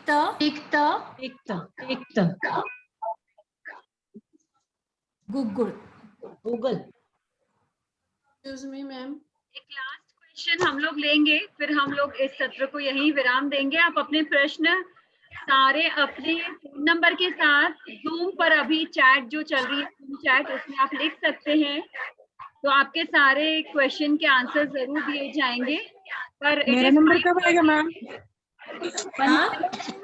मेरा नंबर कब आएगा? आपका फोन नंबर के साथ में आप क्वेश्चन लिख दीजिए, आपको जरूर आंसर मिल जाएगा डॉक्टर सोनाली की तरफ से। Don't worry. तो मैम, हेलो मैम, नंबर दीजिए ना। हाँ। हेलो मैम, एक बार हेलो। आप सभी अपना फोन नंबर नोट कर लीजिए। क्या है मैडम? नंबर दीजिए मैम। हाँ, मैं फोन नंबर बोल रही हूँ, आप लोग सभी एक बार नोट कर लीजिए। जी हाँ। Doctor Sonali Mandhane, Jalna, 9423 233 9423 50 50 800. 800. Repeat it again एक बार. 94 मैडम? 94 233 233 50 50 800. Okay, thank you. आपका व्हाट्सएप नंबर है? हाँ, ये व्हाट्सएप नंबर है. तो इस पर मैम, मैं बात. हाँ हाँ कर सकते हैं. मैडम, वो दवाई गोली का नाम एक बार वापस रिपीट कीजिए ना. मैडम प्लीज एक question. Madam, one question please. Hello, कौन बोल रहे हैं? मैं चैट पर डाल रही हूँ मैं. हाँ. रानी मालती चांडक. कुछ लोग सवाल पूछेंगे कि क्यों इस पार्टी को बोल रहा हो, क्यों इस पार्टी को नहीं बोल रहा हो. उसका मतलब आप रखते भी हो ना बोलिए.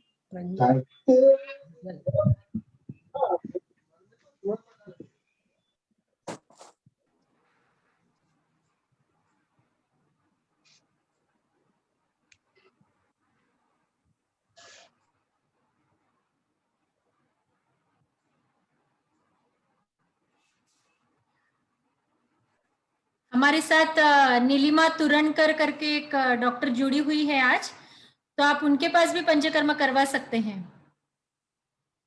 हाँ, हेलो डॉक्टर नीलिमा तुरनकर, आपका स्वागत है विभू में. Thank you. आप का भी नंबर में शेयर करना चाहूंगी. बाद में हम लोग विभू ग्रुप में डाल देंगे. अभी काफी लोग लीव कर चुके हैं अभी मीटिंग. ओके. हाँ जी. तो सभी लोग, सभी विभूजन, हमने देखा कि कई सारी समस्याएं सबको है जॉइंट से रिलेटेड, और बहुत सारी ट्रीटमेंट भी चल रही है. तो हमें ऐसा रहता है कि ये जेन्युइन ट्रीटमेंट है या नहीं. तो कृपया करके सभी लोग डॉक्टर सोनाली के कांटेक्ट में आज कांटेक्ट करके उनसे आप बात कर सकते हैं, और उनसे ऑनलाइन कंसल्टेशन भी ले सकते हैं आप. और कुछ जो छोटी मोटी प्रॉब्लम्स है जिसमें पंचकर्म की जरूरत नहीं है, वो ऑनलाइन आपको कंसल्टेशन के बाद दवाई भी मिल जाएगी और आपका फॉलोअप भी हो जाएगा. तो हमें आयुर्वेद का पूरा लाभ लेना है, और अपनी जो बीमारी जो छोटे रूप में है उसको हमें बिल्कुल बड़ा नहीं होने देना है. ये जो ऑल्टरनेटिव मेडिसिन है, जो हमारी ओरिजिनल बिल्कुल इंडियन मेडिसिन है आयुर्वेद, जो ब्रह्मा जी द्वारा बताई गई है, इस सृष्टि के उत्पत्ति के समय ही इसका भी उद्गम हुआ है आयुर्वेद का. तो इसका लाभ हम पूरा लेंगे. बहुत सुंदर तरीके से लाभ मिलता है. मिराक्युलस क्योर्स बोलते हैं. बहुत ही सुंदर तरीके से हमें हमारी बीमारियों में फायदा होता है. तो डोंट मिस इट. आयुर्वेद के इर्द गिर्द काफी सारे भ्रम है, काफी सारी डाउट्स है, काफी सारी शंकाएं हैं लोगों को. तो कृपया करके जेन्युइन डॉक्टर्स से जुड़े और इसका पूरा लाभ ले. और जो ये सारी जो शंकाएं कुशंकाएं होती है ना, तो ये कोई लेमन से बात करने की बजाय या दूसरे पैथी के डॉक्टर से बात करने की बजाय जो उस पैथी का डॉक्टर है, मतलब जो आयुर्वेदिक डॉक्टर है, आप प्रत्यक्ष उनसे मिलकर बात करें. क्योंकि कई बार हम दूसरों से बात कर लेते हैं और उनको जो अनुभव है, कभी गलत भी अनुभव हो जाता है, वो अपना अनुभव आपको बताते हैं. तो ऐसा नहीं होता है, और हर किसी के साथ हर सिचुएशन में ऐसा नहीं होता है. तो आप लोग जेन्युइन डॉक्टर के साथ में जुड़िए, उनसे बात करिए. अगर आप कन्विंस्ड हैं तो आप ट्रीटमेंट के लिए प्रोसीड कर सकते हैं. तो कृपया करके जो जेन्युइन इंफॉर्मेशन है कोई भी पैथी की, आज हमने आयुर्वेद की बात करी है, तो आप एक अच्छे आयुर्वेदाचार्य से मिलिए. और हमारे विभू में पधारी हुई डॉक्टर सोनाली मांधाने जी से आप कभी भी बात कर सकते हैं. फोन करने के पहले आप जरूर से उन्हें मैसेज करें, अपना नाम नंबर दें और बताएं कि मैं बात करना चाहती हूँ. रिपोर्ट शेयर करें. आपको कोई भी क्रॉनिक बीमारी जो जीर्ण प्रॉब्लम्स है, उसके लिए आप दो मतलब छोटे से घरेलू इलाजों से आप अगर एक आयुर्वेदाचार्य से पूछेंगे तो ये तो बिल्कुल सही नहीं होगा. मुझे लगता है कि आपने एक प्रॉपर जेन्युइन ट्रीटमेंट फॉलो करनी चाहिए। और घरेलू इलाज छोटी, जब शुरू में आपको ऐसा लग रहा है थोड़ा बहुत डिस्टर्बेंस है, उसके लिए ठीक है, लेकिन जहाँ तक जीर्ण रोग है या जो रोगों से हमारे शरीर में काफी खराबी आ चुकी है, उसमें घरेलू उपचार ना करें, एक तज्ञ से मिले और डायरेक्ट आप आयुर्वेदाचार्य से बात कर सकते हैं फोन पर। बहुत अच्छे से आप अपनी बात को डिटेल में बताइए और उसका आप समाधान बहुत अच्छे से पा सकेंगे। आधा अधूरा ऐसा आपको कोई भी ट्रीटमेंट फॉलो नहीं करना है, वो आपको शरीर फायदे से ज्यादा नुकसान पहुंचाएगा। Thank you so much doctor Sonali ji for being on विभू। आपने बहुत ही अच्छा मार्गदर्शन दिया है हमको आयुर्वेद के साथ में कैसे हम जॉइंट प्रॉब्लम से ट्रीटमेंट करवा सकते हैं। इससे बहुत अच्छा रूबरू आपने किया है, हमें बहुत सारा इसके बारे में, ट्रीटमेंट के बारे में हमें आपने जानकारी दी है।